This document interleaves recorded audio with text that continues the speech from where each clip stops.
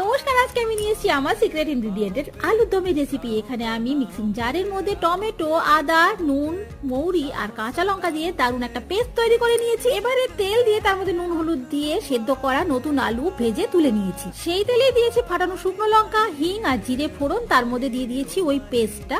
এবারে একটু জিরে গুঁড়ো, একটুখানি লঙ্কা, একটুখানি কাশ্মীরি লঙ্কা গুঁড়ো আর হলুদ গুঁড়ো দিয়ে মশলাটাকে ভালো করে কষিয়েছি। একটুখানি চিনিও দিয়েছি, আলুটা দিয়ে দিলাম। এবারে অল্প একটু জল দিয়ে এটাকে আমি দমে রান্না হতে দেবো কিছুক্ষণ। দমে কিছুক্ষণ রান্না হওয়ার পর জলটা শুকিয়ে আসলে এর মধ্যে দেবো সিক্রেট ইনগ্রেডিয়েন্ট, অর্থাৎ হচ্ছে পাউডার দুধ।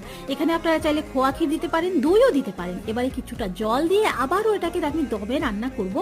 এটা কিন্তু দারুণ একটা টেক্সচারের আলুর দম হয়, খুব ভালো লাগে খেতে। আপনাদের যদি ভিডিওটা ভালো লাগে তাহলে অবশ্যই আমার চ্যানেলটা কিন্তু সাবস্ক্রাইব করবেন।